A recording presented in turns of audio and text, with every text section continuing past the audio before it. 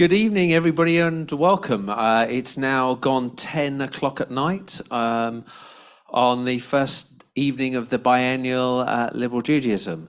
And this has traditionally been our fireside chat. I set some people some homework, particularly some of the people joining here, to see what it was like the last time we did this. So far, out of the 4 that were there, only 2 of us have survived 2 years later, which is myself and Igor. But before I go through that, I think it's best to just let everybody have a quick 20 seconds explain who they are. I'm Leo Mindell. I have been involved in the live streaming setup of many synagogues over the last number of years, particularly since something seemed to happen in 2019-20, which we can't remember, and I don't mean Brexit. But I'm now going to pass over to ask a few of the people on this here to give a quick 2 seconds about themselves. Renee. Okay, I'm René Pfertzel, I'm the rabbi of Kingston Liberal Synagogue, and I remember very well the first service, first COVID service with my little laptop at KLS, which was really funny in a way because I was talking to my laptop, which was really far away from me, but people joined, so it was nice. Rabbi Leah Mühlstein. I graduated from having to watch videos of how to press the button to programming the buttons myself. I'm Josh Edelman. I think I'm here. Well, I could be here for 2 reasons. I'll let you decide. One, because I'm her husband, and I see how much work she does at home to make things that look very simple work. But also because I did a research project during the pandemic called BRIC-19, British Ritual Innovation under COVID-19, that looked at the way religious communities changed the way they did their thing during COVID. And I'm now working on a follow-on project to see what the new normal is like across Europe, which is called Recovera, Religious Communities in the Virtual Age. Igor. Hello, I'm Igor Zinkov. I'm a rabbi at the Liberal Jewish Synagogue, and I graduated. I was ordained as a rabbi BCE, before COVID era, but half a year later, half a year in my first ever rabbinic post, COVID started, and I had to realize that they don't teach you at the rabbinic school how to organize live stream, but luckily my background helped me to adopt and adapt to the new era. And lastly, David. Hi, I'm David Paskin. I'm from the dark side, the other side of the ocean. Am I the only one on this panel? Yep. Oh dear Lord! I think what's hold on. I am here to represent all of American Judaism. Okay. Hold on. I think you're going to have a go on. No. I've come to the dark side, if you want to put it. Okay. I'm from Wisconsin originally, but I've been over here for long enough that I think I have a British taste in my mouth now. I have just realised that I am the only native British speaker on this panel.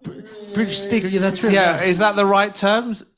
Yeah, so it is native quite, for a diversity panel, if that's the right way of saying it, we've got some diversity in that respect. Yeah. So we try. Yeah. So I'm David, and I'm here on behalf of all of American Jews. And I have been a congregational rabbi for about 25 years. A few years back, I left that gig, and now I just do education in a local synagogue. And a couple of years ago, I became the Torah tech guy, and I've been supporting synagogues, communities, Jewish institutions around the country, and in some ways around the world, helping them to think about what the future of Judaism might look like with all of these new gadgets and gizmos that we have, and really thinking more broadly about what it means to embrace technology as an ancient people. I think you've started some really interesting points there, David. But I wanted to start, and you touched on it, Renee. I remember when lockdown happened, and it was Renee that was one of the first that I saw sitting there staring at his laptop. I'm going to say you looked a bit frightened. You sounded a bit frightened. You know, looking back then, did you how did it feel doing that when you were literally in your room streaming to where you didn't know anybody was there? I think that was the main thing. I wasn't sure who I was talking to. So it was kind of a very strange experience to have this laptop and this kind of black hole that your camera is, and staring into this and thinking, oh my God, what am I doing here? I was really, but it was obvious to me that we wouldn't stop a moment meeting with people, even though there was a lockdown. So it was, the decision was made immediately. So I remember it was a Friday evening. It was really strange, but it was, there was no other option than doing it. And it was a gradual learning, and I'm very, very in admiration to you, Leah, also the way you dealt at VR, because I'm completely incompetent with technology. So I had to rely heavily on Leo, on Craig, our chair, and Rebecca, our deputy chair. They also, they love it. You have to love it, I think. I just don't understand it. I want it to work. Yeah, I think that's an interesting thing, because on this panel, we talk about the different skills everybody has, and you look at Igor. Igor's got an engineering background. David has always been involved in these sort of things. Leah has a chemistry background. And you came to this with but you just jumped on it and did it from day one. I know how to have a video conference with my laptop. I just press a button and if it doesn't work, I'm lost. Yeah. I know how to do it and how to speak into, but apart from that, I have no idea. So when Zoom started, it was really strange, because I love technology, don't get it wrong, but it's not that I don't understand it. I don't want really to get into that. I get it. Because it takes lots of time and energy, and also it's very good to involve other people. Yeah, and then so coming to you, Leah, you were I think a week later, maybe. I'm not sure. I think it was maybe 1 week. I'm not sure. I think we were the same week. Right. But we never did the laptop thing. We went into the synagogue. We always stayed in the synagogue. Yeah, and that must have been there must have been days when you were sitting in a synagogue built for 200 people with the heating turned off. It was unbelievably And you're cold. the only one in the room. Well, it was most of the time it was two of us, because Rabbi Aaron Goldstein and I, fortunate to be two rabbis and with a lot of social distancing. So we were quite far away from each other, but the two of us were together, and we had heaters under our lecterns in the end, because it must have been so cold. There must have been that post-dystopian feeling of like, we are in this room that was built for a certain number of people, and it just heated itself, and you just couldn't even bother turning on the heating, and you are on your own. Yeah. So I think it's like got cold. It got cold, and also it was unbelievably exhausting. I think that's what I remember the most. Like the first few months, I would come home from a service Saturday morning, having done an hour and a half, and I needed to sleep for 4 hours. Because I think, like, when you're used to being a live performer, right? As rabbis, in a sense, we are live performers. You are used to being carried by a crowd. You don't carry yourself. Mm-hmm. And you don't realize how much you rely on being carried by a crowd, that you can like turn off for a second because somebody else will continue singing or continue reading. You can like just stop paying attention a little bit because there are other people who are doing it too. When it's just you on your own, or you and one other person, you are constantly on. And I mean, what Aaron and I did was, Aaron basically decided to take care of the music. So he had like service leading plus music. I was service leading plus text. So we all had like, you had to lead the service plus something that you don't always do at the same time.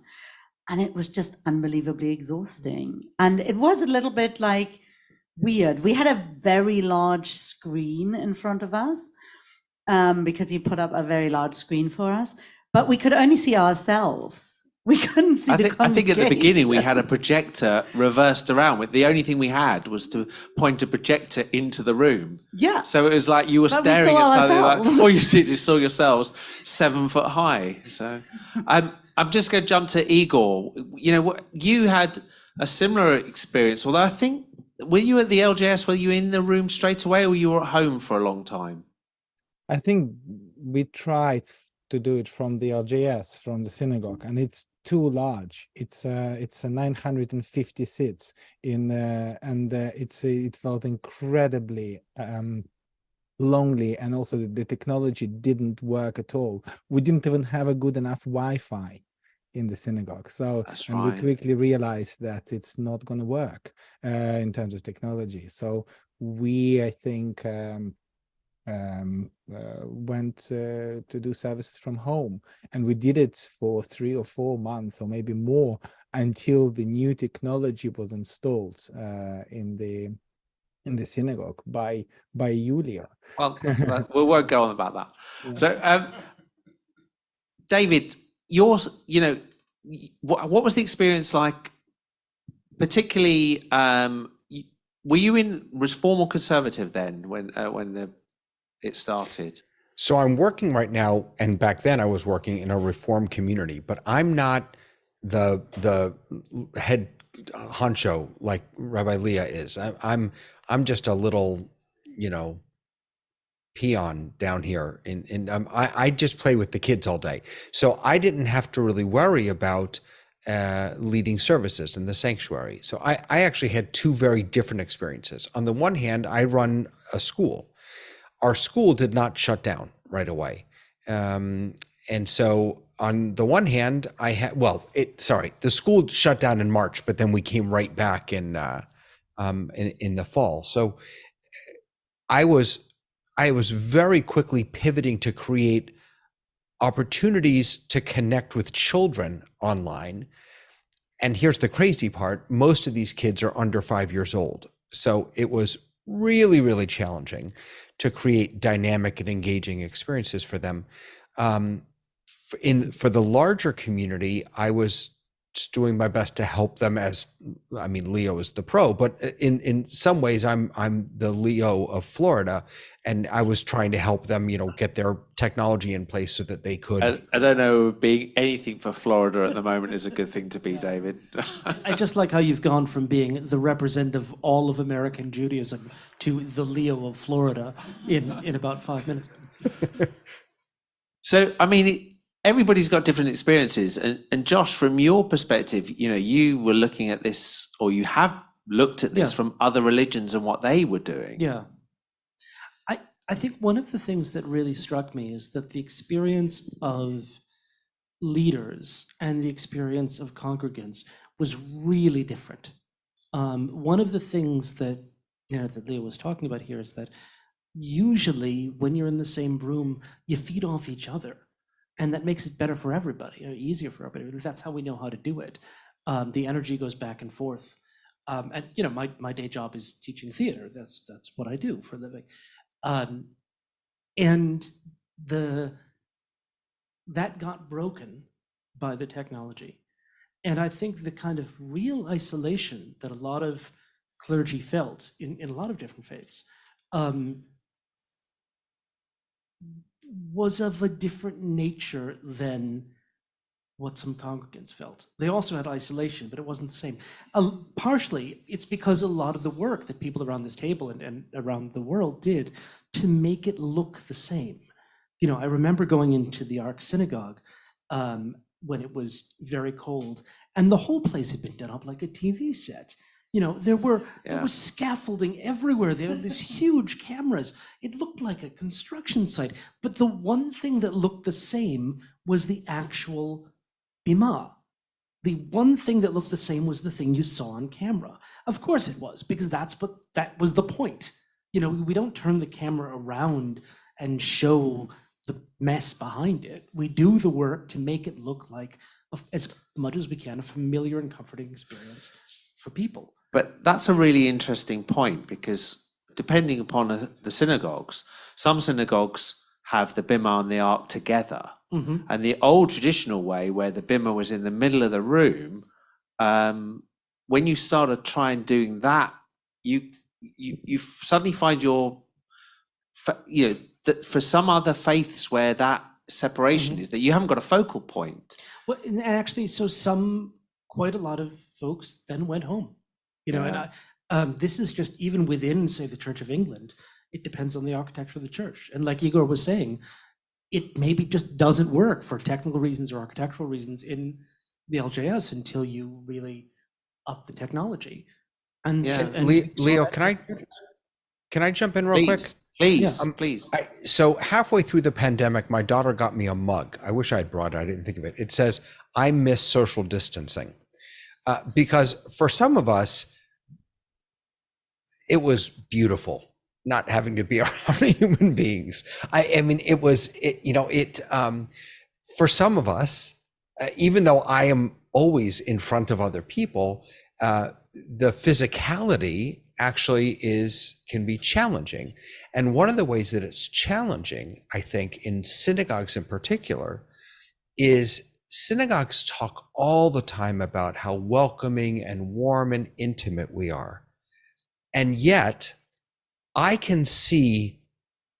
know more about Igor by sitting on Zoom with him right now than I ever would by davening with him in his synagogue, because of where he is, because I can see his face, right? He's not way off in the distance. There is a strange intimacy that these technologies have created for us. And one of the things that I've wondered about and hoped is, how can we take what we've gleaned and gained, this intimacy, from davening at home or learning at home or what have you, and bring that back into our sanctuaries? Yeah, this is really some of the reasons of having this chat today. And those questions. What have we? We can go forward. What have we learned? What have we experimented? I think one of the funny things, you told this story before, and Leah's fine with it, so I'm going to tell it again.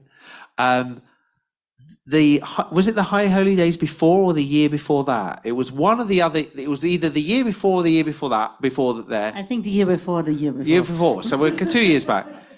Leah goes, "I don't want you to record my sermon, because if I make a mistake, it's there forever." And now we look at it and we go, how many things that could have or should have been recorded that we've lost, that we now are sitting there. It's almost like the first thing we should do is make sure we are recording, because we've just gone through all the stuff with Holocaust Memorial, as we do every year, and the thing that mainly has been done this year is to make sure that everything that's been said by these people who are in their 80s, etc., is recorded. Recorded, because we're going to lose it. And do you see a change in what we've done?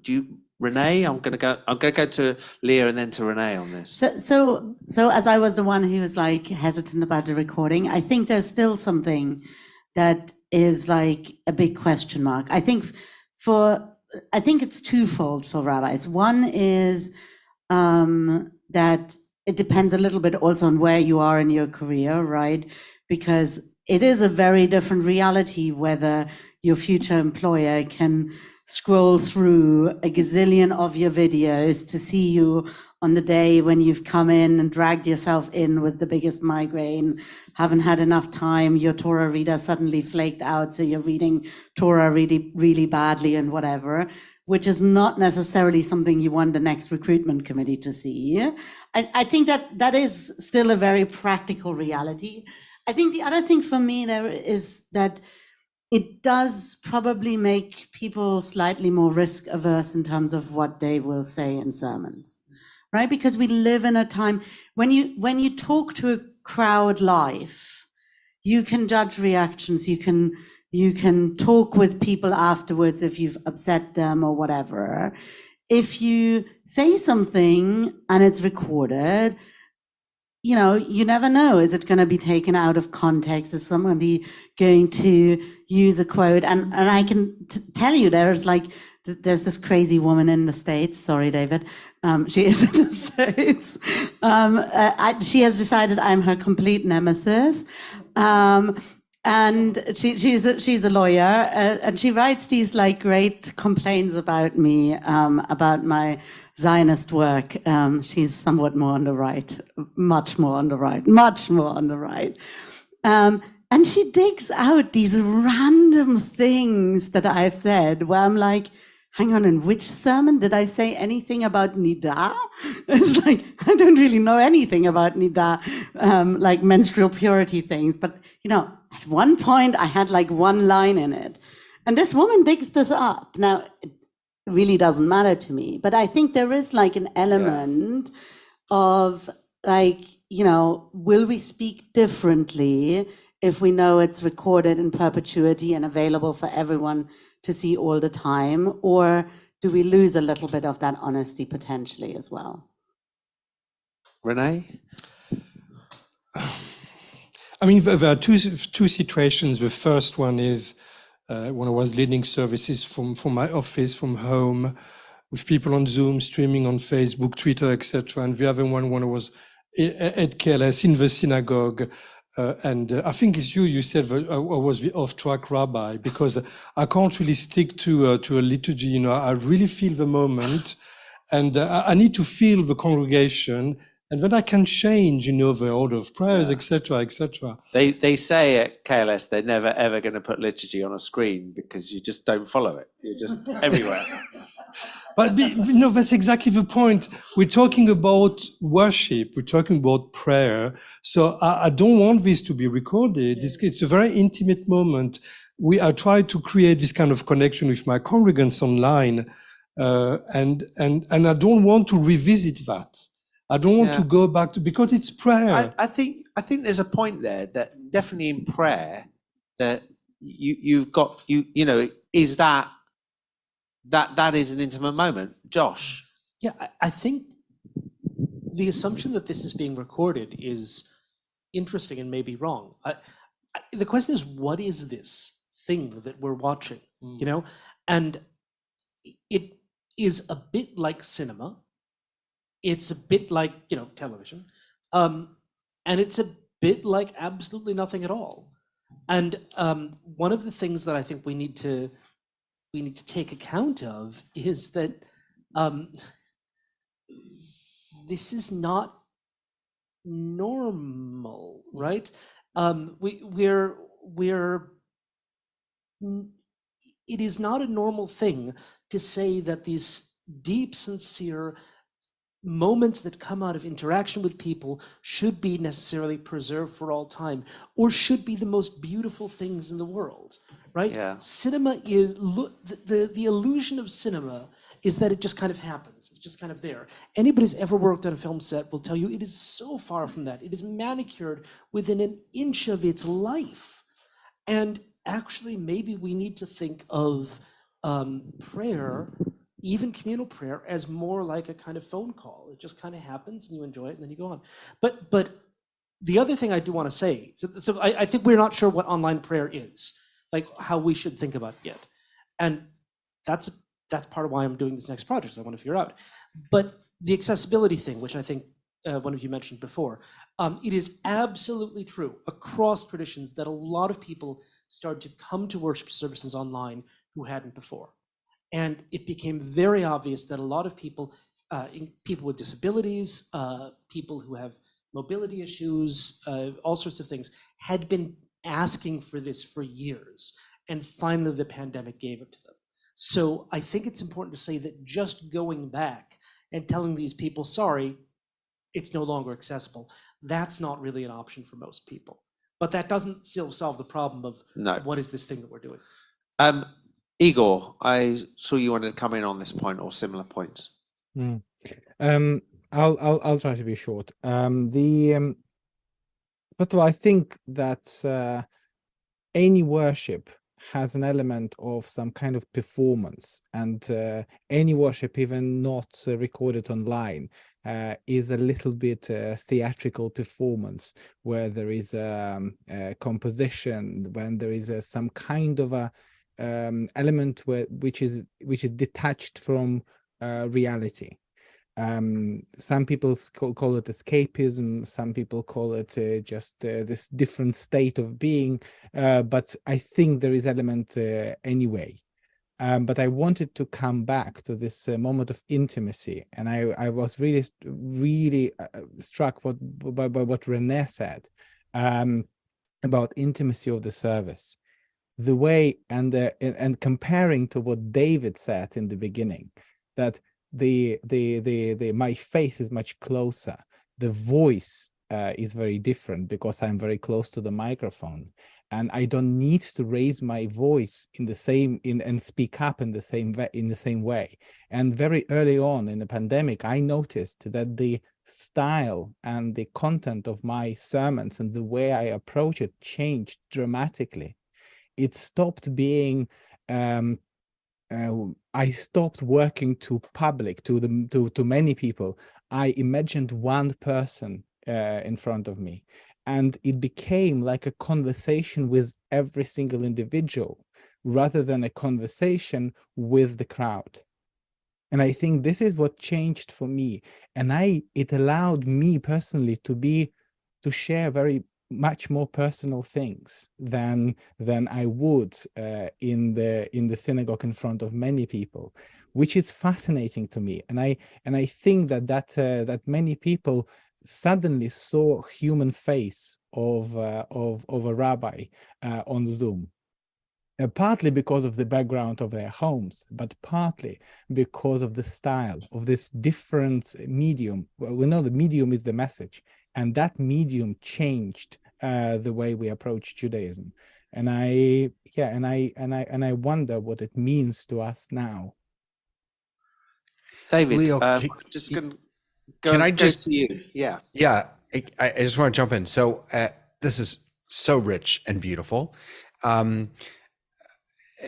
So I've been thinking a lot about Shavuot and the revelation of God in Torah and Zoom, because I think they're actually quite similar, or maybe.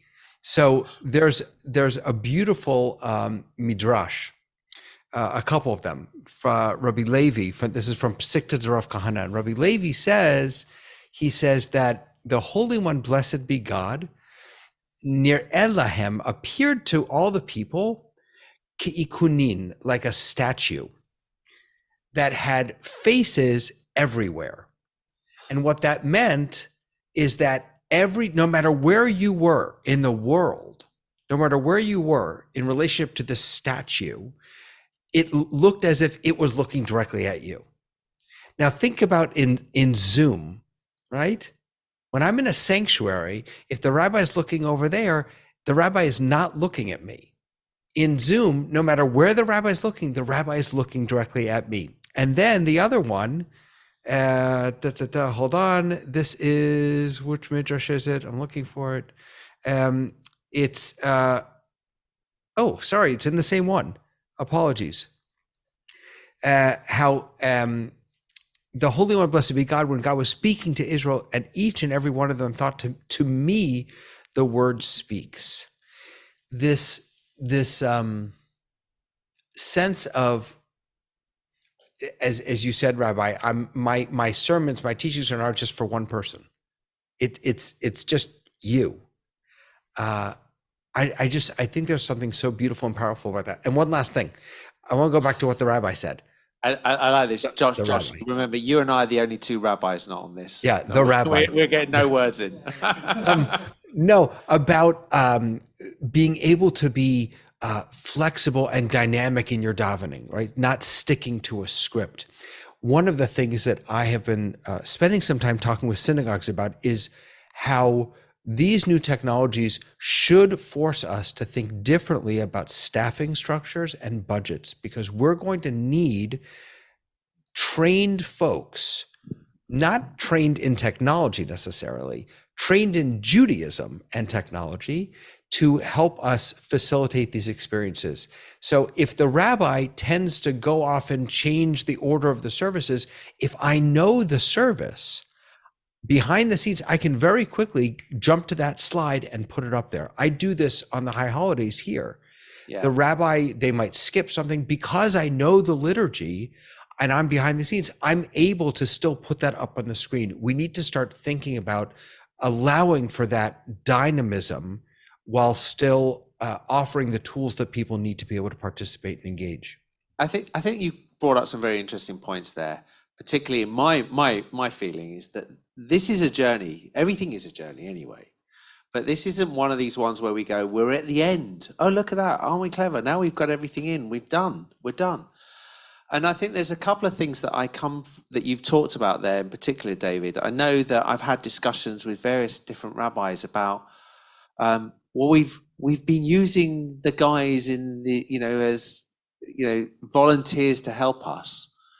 But that sort of is coming to how long can you keep volunteering? How many small numbers of people who 3 years ago used to have a Friday and Saturday that they would come to shul when they wanted to come to shul, and they didn't when they didn't want to, and now have suddenly haven't missed a service for a very, very long time. That's very hard, but one of the things I was going to say on it also is how some of this technology has actually improved things. And I wanted to really ask, the person I really wanted to put this to is Igor, because there's some stuff that you've done and how you had these beautiful Jerusalem stone walls that have been there forever. And now, Igor? Yes. So the way how my synagogue sanctuary looks is there are huge, empty, clean Jerusalem stone walls, and the ark in the middle. That's it. And so there was no way we could drill Jerusalem stone and to put the TV screens or to bring the projector screens. So the idea was, and we tried and it worked quite well, is to project directly at the Jerusalem stone.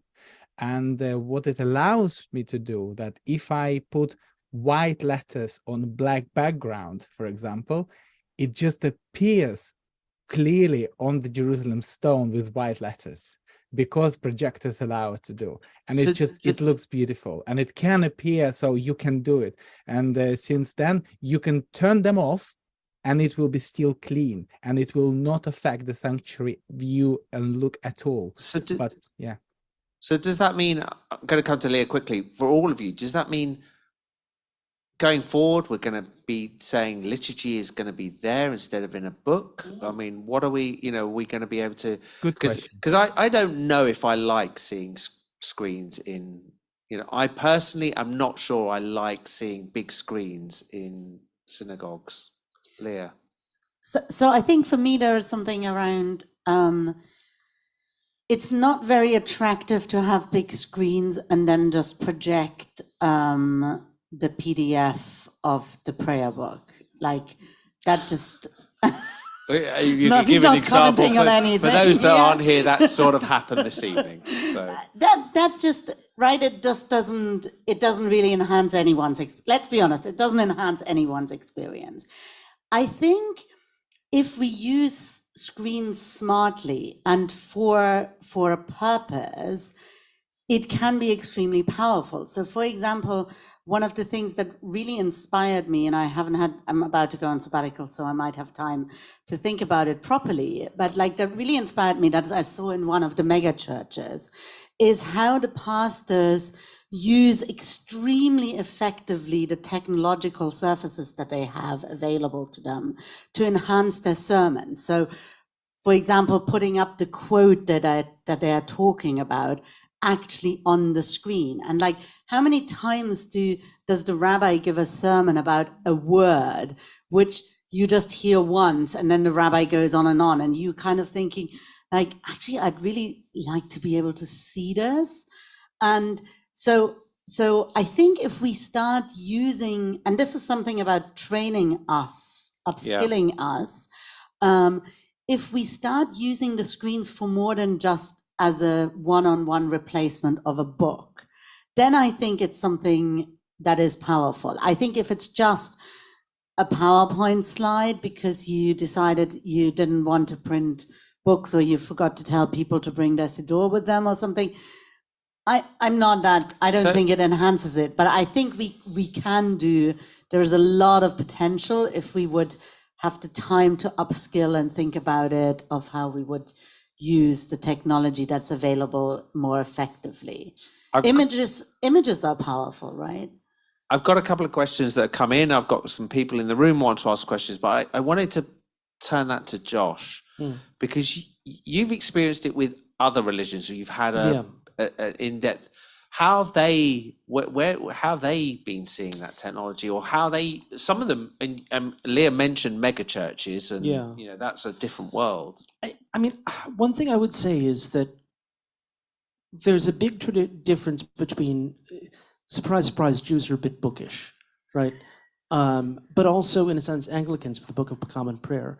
When every congregant has a prayer book in their hands and they are following along, the power dynamics are quite different than when the pastor is totally controlling what you're looking at all times. And you know where you're going, you know what's coming next, more or less. You can get bored and turn the page, you can choose to follow along. And I think we as Jews really like that.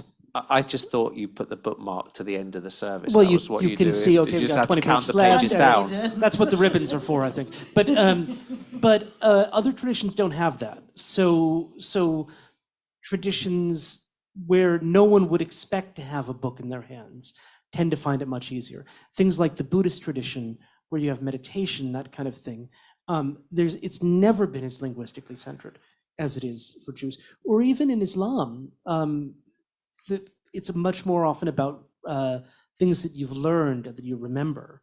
I think that's a particularly Jewish problem. It also happens to be an Anglican one, so I've seen it a lot. But I think we need to think about the technology of the book and why we love it so much. So I mean, as I said, we'll come to some questions, but I'm just really curious, Renee, is this? I've seen it in the UK. I've seen what happens here with dealing with David and everything. I see what happens in America. How does it? What your contacts back in France? How is there? Did they adopt online as the same, or was it different? I don't know exactly for all communities, but the communities I know, very early on, they went online as well. So, for example, the community in Geneva, the liberal community in Geneva, they went online very quickly, and they also, because there's different stages. The first stage was kind of, very, we take things as they are, and then, as Igor said, technology evolved and people invested money. So then they had this big installation in their main synagogue. And it's the same. Was it the same in Germany, Leah, from when you spoke to your colleagues there? I think they were slower adopters, and I think what also is, and what's interesting is Israel very much so. A lot of them abandoned it as soon as the pandemic was over. I mean, in Israel now, except for a couple of the very large ones that now have a very passive kind of one camera at the back of the sanctuary type thing, most of them abandoned it as soon as they were allowed to meet again. And I think this is like something around, and I also my home congregation in Munich, and I think that's like, either if you're in a place where you don't need to come to shul to be with Jews, like in Israel, or where you're in a place where you're already so isolated as Jews because there's so few of you that you really need that kind of physical coming together, that the technology just didn't kind of survive the lockdown. It was like something to bridge the lockdown, but then like it's not interesting, really something isn't it? that Because left a trace. Igor was talking about how they've utilized the building that they're in. I know that you still stream. It's still for you. It's all and others in the room. It's a very important part of what you're doing. I've just got a point here from Alana online who said intimacy helped us establish how we prayed, to transform the point we would stand to adopting reverence and internalizing it more. I mean, it's interesting. It's like when you suddenly look at a view from an outside of what you were always doing, you suddenly go, is what we were doing what we want to continue doing? And as you've just said there, Leah, it's also quite not surprising that the minute the opportunity was to go back to the old ways, that some have gone completely back. Mark, did you have a question? Yeah, thanks, Mark Shaw, Southgate. So one question, one observation in terms of one aspect where we've been able to use technology to enhance the service for the congregation in the sanctuary is we've managed to install a camera looking down on the bima so that we can show the congregation a very close-up view of the Torah as it's being read, as long as the rabbi uses the yad, but that's another story. And that's been, otherwise you're flicking around everywhere. And that's been very nice and everyone's appreciated that. Question is that, talking about the advantage when everyone was of Zoom and it was wonderful and we were all on Zoom, coming back where most people have continued streaming, you then develop two congregations. You develop the congregation in the sanctuary and the congregation on Zoom. And it became obvious to us, and I'd be interested in your experiences, that they were two congregations, each of which had different experiences of the service, and the ability to join those two as a hybrid and communicate between the two was very challenging. I think that's quite, I mean, over this period of time, it's one of the most striking, obvious things that happened. Leah, as you renamed the synagogue, or your synagogue was renamed, part of this, or? No, you're very definitely a part of this. I mean, even the choice of the name Ark, right? An ark can move and like take you through the flood or the catastrophe or the pandemic, right? So that all did feed into that. I think what you raise is absolutely right, though, that there are two communities in a sense experience the service differently. I think I guess I still see an opportunity in that what I think is really lovely is that what we're at least seeing at the Ark is that they are not completely separate. So while some people tend to be online because they live further away, like what's fantastic is that when they come, they are welcomed as if they've been regulars every week there, even though they were distant on the Zoom. So I think there is a way of, in some way, it is being bridged, even though it feels a little bit apart. And I think one of the things we haven't mentioned of the groups that used to be excluded is that actually stepping through the doors of a synagogue or over the threshold of a synagogue can be really intimidating and scary. And like, if you didn't grow up in the community, like David was talking about this, we all talk about how friendly and lovely and warm we are. But most synagogues, when you first step across the threshold, you don't know anyone. They feel anything but friendly and welcoming. They feel like there's this clique that know each other, and how am I going to get in? And I think what the online provided for people is people were able to be kind of silently in the background, not turning on their cameras or not even on the Zoom, just on the stream, And they had a way of gradually moving in, so that by the point when they come across the actual physical threshold, they're old friends. And so yes, there is some separation, but I think there is also an opportunity for people to reconnect, and there is enough shared experience that it still can keep us together as a community. David, did you, in America, has it, I mean, is the question is has what happened generally been a positive experience long term? Will there be a positive growth? Do you think there are more people who have got interested in Judaism or got closer to Judaism over the period? Do you see that where you are? Yes, and I would say that, like everywhere around the world, there was a real need for connection in those moments, and so lots of people, I think, flocked to houses of worship virtually, online, and so we saw a huge, I think, uptick in the number of people that were learning with us or praying with us, what have you. That has absolutely subsided, I think. There are still some, but the numbers are much more normalized now. I do think that maybe not in an ongoing sense, but it has allowed us to create moments that can be much more widely participated in. Thinking about even more, personal experiences, funerals, or weddings. I took part in a wedding this summer in California. I'm in Florida.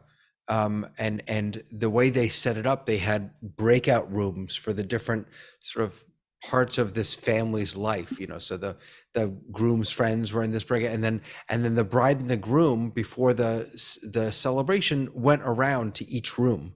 Is this like tables, and Yeah, somebody's got to work exactly. out which table, and there's a fight over who puts where in which table? So if you were in the Well, I don't know if they breakout fought. I don't know if they fought over it. I just know that I showed up and they put me at a table. But I never would have attended that wedding. Never.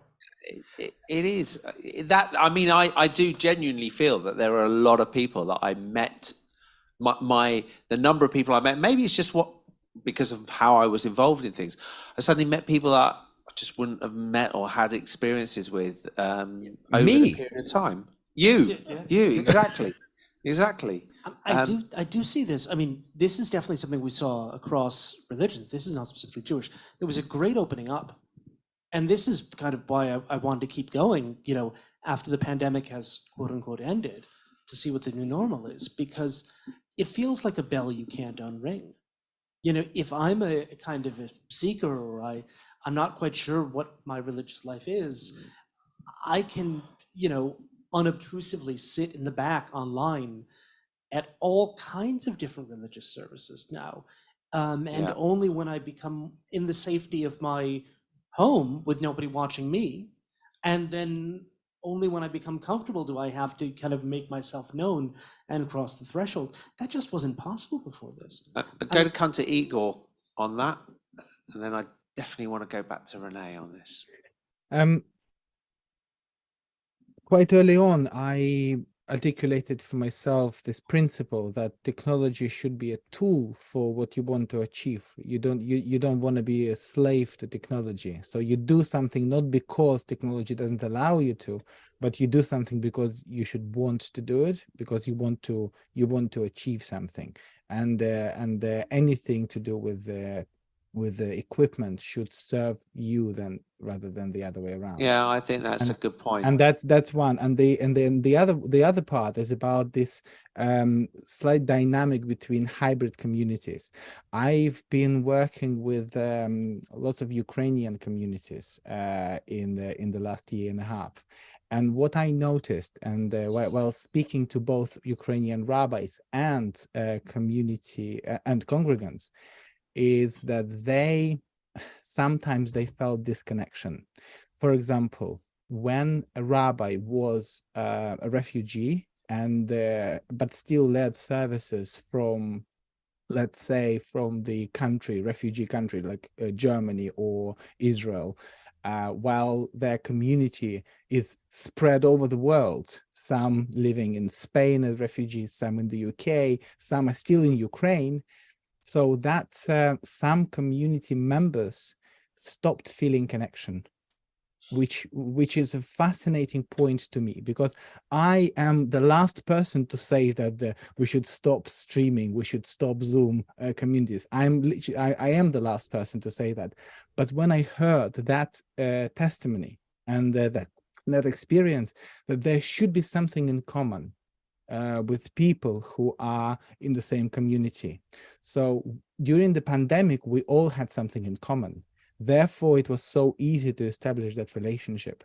So how do you create the space and shared experiences and shared joy and shared concern where you can build around it? So that's the key question for me now.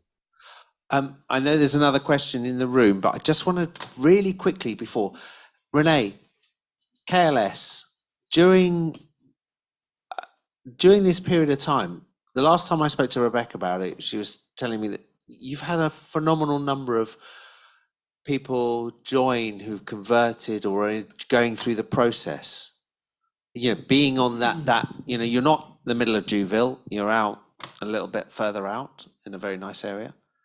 How is this? Do you think this is you being online, going to different pages when you should be, etc., has brought people in? I guess, you know, someone who joined recently said, I watch online and I really like your style. And I guess it's something they see the rabbi and they connect, they click with the rabbi. I'm very self-conscious how I appear online, and I don't like to see myself. I mean, I don't think many people like to see their picture. But you are part of the community. Yeah, your communities, you are also. So what I'm doing when I'm online like this, first I don't change. I know that I'm on a stage, but I don't change my style, and I make sure that I connect with people online. So I've got something I never thought I would have my phone with me on the beamer. It's kind of weird to look at my phone like that. But I see the names of the people, I name them, how are you doing? And then they exchange. And so I try to create this kind of connection. And it's true, I mean, my council is very, very happy. We had a large number who joined KLS the last 3 years, which is great because, as you said, KLS, Kingston is kind of, we have 0.4% Jews in the Kingston borough, so it's really not a big Jewish area. And then people coming for conversion as well, because now all my classes are online, because I found it quite difficult to bring people into the synagogue, so I teach online now. And people, very regular people coming from all over the country, really. Yes. Thank you. And can I just say one thing, last thing? The first service that we did online, you could see where people were coming from.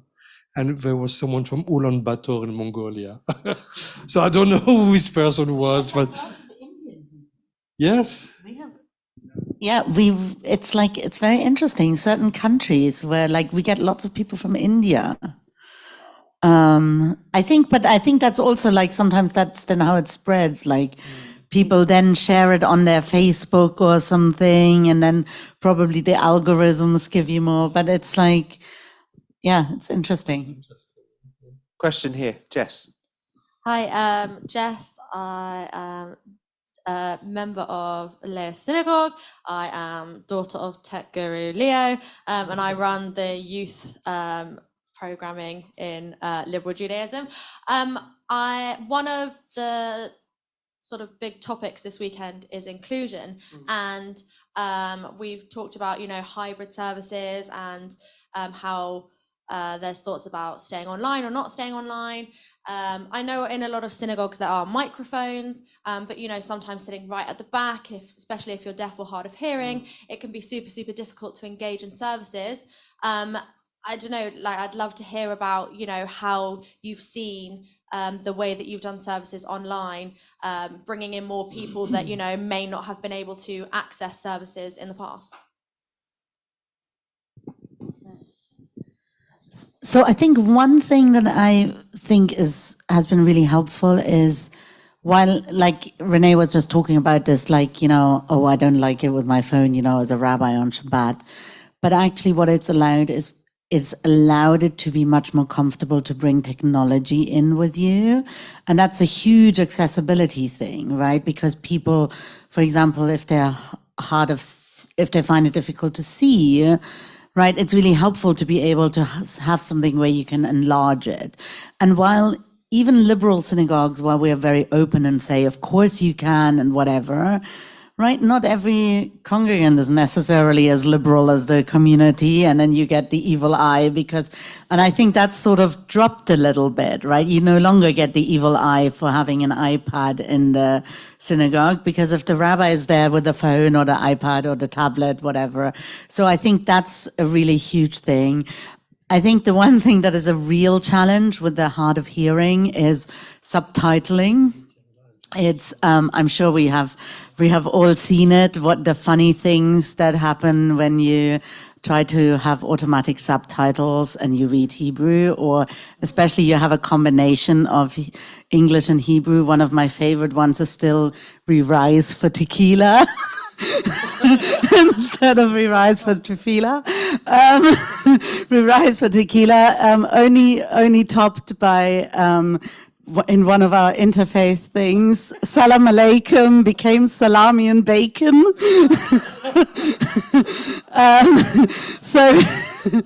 So technology can be a tool, but it can also be a real great source of humor. So I think it has a lot of potential. I think a lot of us are only just starting to look at this, because inclusion is very, very complex. I remember one of my friends who's blind, but went blind quite late in life and never learned to read Braille. And she says it's like, it's the funniest thing whenever she goes to things and she's blind, she gets like handed a whole stack of things in Braille because nobody's even bothered to ask her. They want to be nice, but it doesn't help her at all. So I think it has a huge potential technology, but we have a lot to learn still as communities. David. So I ran I lead a monthly meeting of faith leaders who use a particular app that I use. It's not important what it is, but yesterday we met, and one of them said, "Hey, have you tried out this new live performance feature in Zoom?" So I'm not sure if you know yet, but we have all struggled singing with one another in Zoom or anywhere else, because it's always, there's latency issue. It doesn't work. So Zoom about a month ago introduced into beta a new, I think it's called live performance audio. And we tried it for the first time yesterday, and it was amazing. If anybody wants later, I have a video of us singing Amazing Grace together. It's right. I mean, we have to remember, I think, that the technology that we've come to rely upon in so many ways was born in 2020. Of course, it existed before then, but when you go from a couple 100 million to a couple billion people using your platform, that you have to give birth really to a whole new set of technologies. Not only that, but it then had to grow up full speed ahead in a matter of days, weeks, and months. And it's only now that we're able to, when it doesn't feel quite as pressured and rushed, when the technology, I think, now is able to look at captioning in different languages and allowing people to sing in real time together and all those other things that are only going to enhance the experience. Now these companies are starting to really pay attention to those things. And I just think the best is yet to come when it comes to accessibility. Zoom, I have to say, is at the absolute forefront of this. it's introduced with sign language interpretation, language interpretation, translation. The doors have swung wide open. We can truly say now that our synagogues are welcoming of everyone because of these technologies. That's an interesting point. And it was one of my thoughts of this is what have we actually got that we didn't get just because of what happened, but what have we added on that we didn't know we needed, that we've actually achieved through this happening? Josh, you've seen this in other, I'm going to come to an end here anyway soon, but you've seen this in other religions as well. Do you think some took a step forward and some didn't? Yeah, I think David's exactly right. The technology is moving so fast, and actually, the inability to sing together was a huge felt hurt. I think for Leah and myself, singing together is never going to work. Well, if we're in the same room, but I couldn't possibly comment. But choral singing is a hugely important part of a lot of traditions. But one of the things that I think, I'm thinking about what Igor said about making sure the technology serves us and that we're not servants of the technology. One of the things that I found most surprising but welcoming, because a lot of the people we interviewed were really worried of the kind of what they would call the Amazonification, is that one or two churches or synagogues would do it really, really well, and everyone would just flock to them and everyone else would essentially go out of business. That did not happen at all. And what people seemed to really like during the pandemic were errors, mistakes, strangeness, people dropping things and clicking on the wrong thing and it'll go. It was human. So actually, nearly ended up having to fast for a week. Well, but that's again, I couldn't possibly comment. But I like that. So sometimes there's a thing about the technology becoming more and more powerful, but actually I think what draws people to it is the humanity behind it, and we want to not lose that. I think that's interesting because at the end of the day, it is humanity, and what we do, or what religion is here for, in a way, is to enable people to have a touch in humanity to other people in a way that they can relate and be connected. Yeah. And too slick is a problem. I mean, that's definitely something we found. Now, I'm not saying that these accessibility tools aren't wonderful, but it's something we need to think about. And I like the way Igor phrased it in terms of making sure we use it. It's funny. I've had this discussion, particularly about the signing and the letters, with one synagogue who was like, no, we'll turn it off because it keeps getting it wrong. And you're going, yeah, but it's getting it wrong about 50% of the time. But the other 50% of the time or more is getting it right. And for the people who can't read it, if you or can't hear, if you turn it off, you've suddenly gone. They were getting 50% of the service, so why now you want them to have 0? And if you don't like it or you don't need it, hide the typing, and that's it. So it is, as you say, it's an advantage and things that are coming on. This has been an interesting chat. It's been great. We've been doing this for quite a long time, and it's the middle of the night nearly. I don't think we didn't officially say that we were going into the next day, so thank you. I'd like to thank everybody in the room that's been here. I'd like to thank everybody who's watching.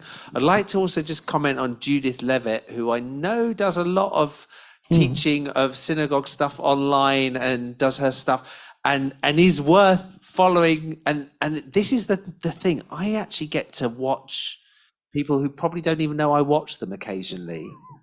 And that is called stalking in some countries. It is. But I do get to, on a Friday, I do quite often flip between something and go to one, to another, to another, to another. And it just enables you to see things that you don't normally see. And it's just fascinating. So, but I'd like to just thank the panel today. I'd like to thank David, who you haven't got long. Shabbat's about to come in where you are. Well, it has come in.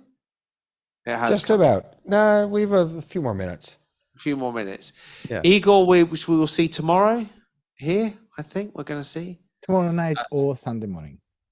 tomorrow night, Sunday morning. Josh and Leah, thank you so much for joining us, and Renee. And thank you everybody who've been in the room and online for watching. Thank you.